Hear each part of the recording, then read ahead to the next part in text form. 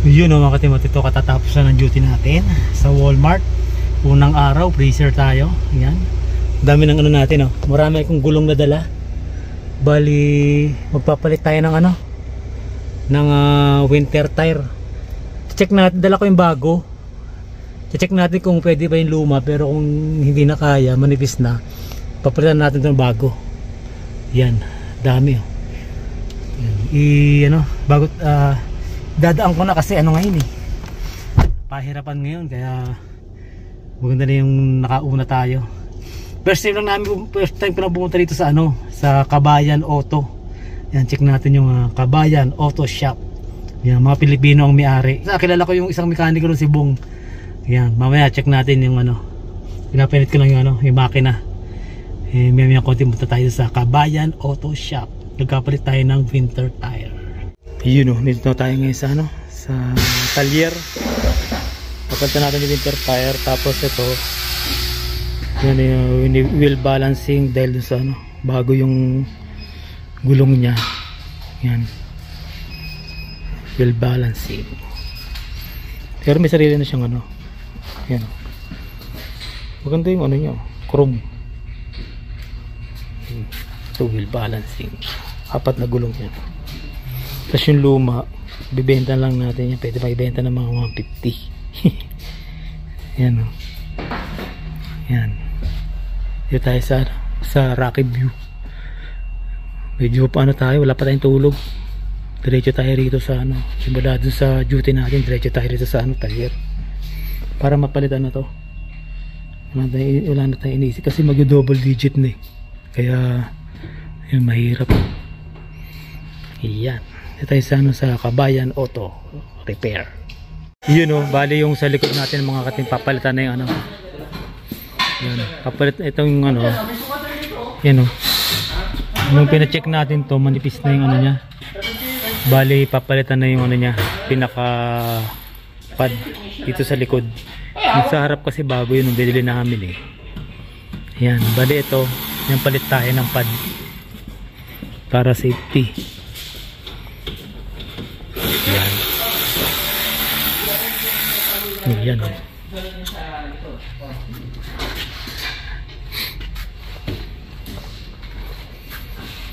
Yan, papalitan na siya para hindi na siya pwedeng pang long drive yun eh, pag ganyan. At least makalayo-layo. Mahirap na eh.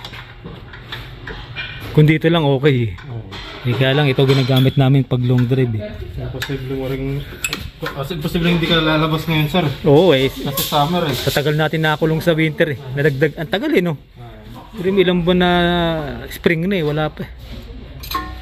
Yun, manipis na yan. Yan. Yung bali, dito tayo nagpano sa ano, sa Kabayan, at least sa mga Pinoy. Mahirap kasi pag yung sa mga dealership eh, kukunin lang yung susi eh.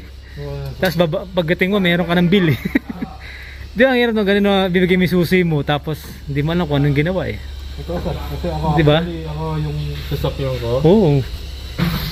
Pilot din yung sasakyan ko, pero hindi pa ako nagpa-service. Yun nga, mahirap kasi yung, kasi kami ganun.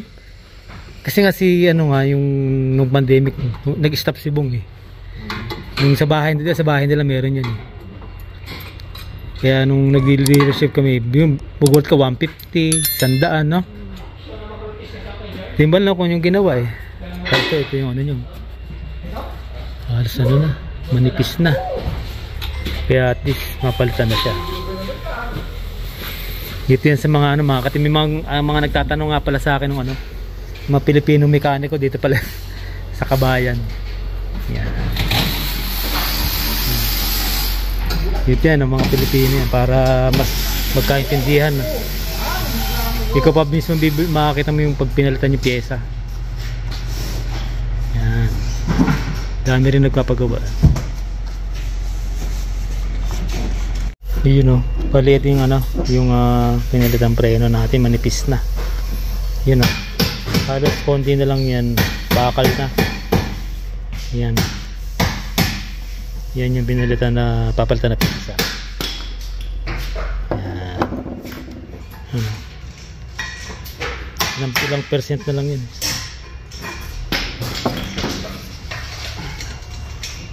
Para ano tayo, safe tayo sa ano. Importante yung preno. Ito napalitan din yung sa harap natin, okay na to. Bago lang kasi yun yung rotor nito tsaka brake pad, bago lang yan. Yung harap okay na, yung sa likod yun ang ayusin. Yan.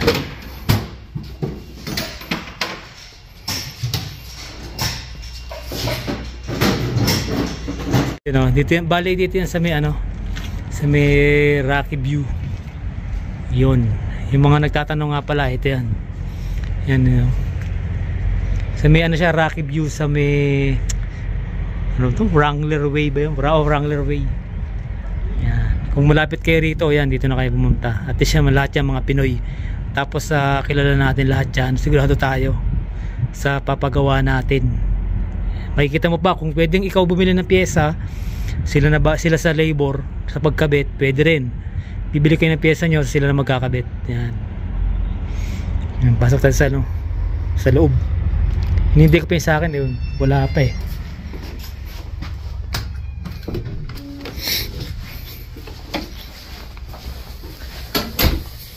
Hintay lang natin yun.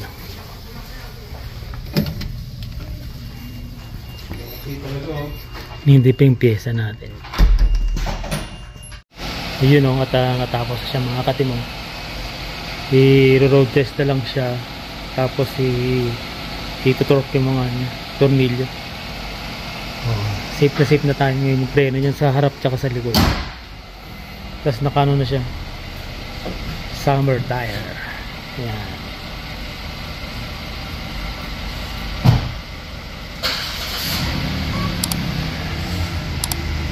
Hintay lang natin, makauwi na tayo.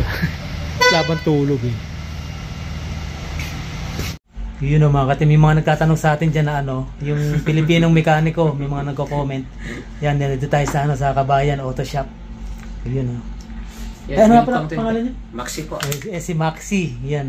Pagka nabibigay ko sa inyo yung info nila kung saan sila, tsaka yung address nila. Kasi may mga nagtatanong, baka yung ano, hindi wala akong maisabi sa inyo ngayon. Ito, kilala natin itong mga to. Yan. Pagka ano, dito kayo sa kanila. Pre-estimate po. Oo, walang problema. Tapos kung may piyesa kayo, dalhin nyo lang dito. Pwede. At least nakikita nyo yung ginagawa doon sa sasakyan nyo.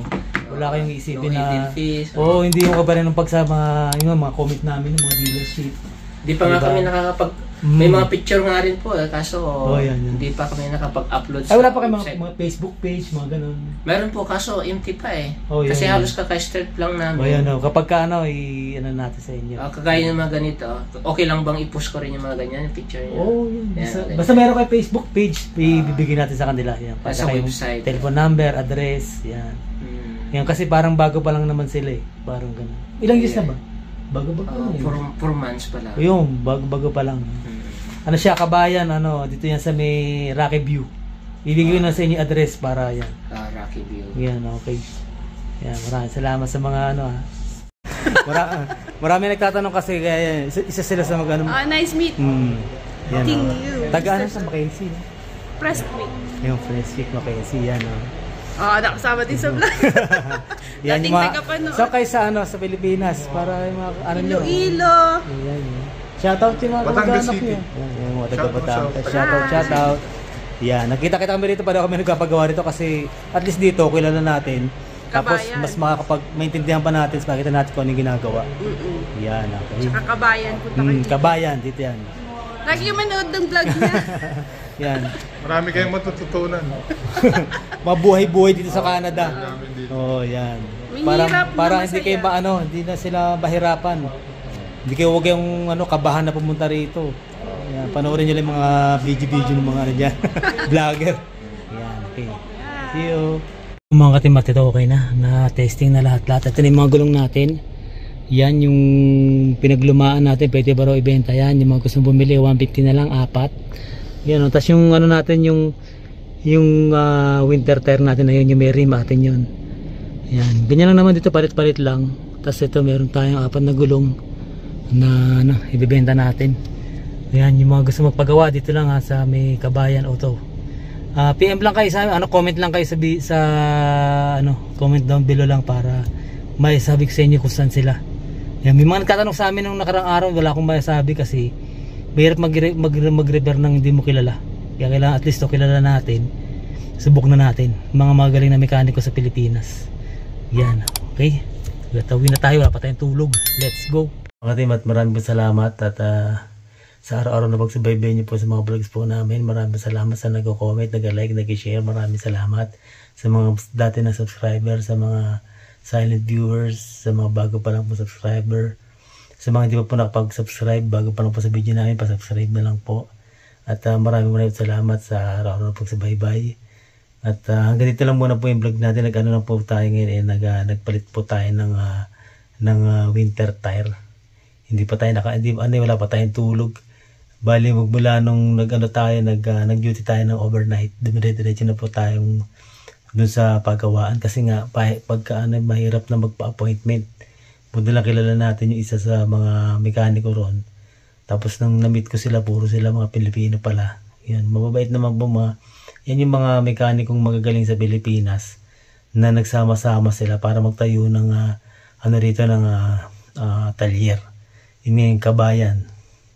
Yan, parang yung kabayan auto shop. Parang nga naman yung mga Pilipino matulungan din nila sa mababang presyo na mawalang hidden charges. Yun ang pinaka-goal nila, walang hidden charges. Kung ano lang yung dapat i-charge, yun lang po ang i-charge nila. Doon kayo magpaayos, doon kayo magpagawa. Mas malaki matitipid nyo. Maraming salamat din kay Ramon and Sandy Mitra na nakasabay natin ngayon, na nanonood sila sa mga vlogs natin, subscriber natin na taga rito sa Calgary. Maraming salamat, nice meeting you. At sana sa mga darating na araw ay magkita-kita pa tayo. Yan, at ito, shoutout din pala kay Nimpa de la Cruz. Yan, shoutout sa Nimpa de la Cruz, nanonood sa atin yan lagi. Silent viewers lang yan. Minsan comment ka rin para ma-recognize ka namin kay Nimpa de la Cruz. Shoutout sa iyo. Yun na lang mga ka-team, at wala pa tayong tulog. Dire-diretso tayo mula overnight. Uwi lang natin inabot tayo ng hapon. Ayan, at maraming salamat. See you on the next vlog lang po. Bye bye.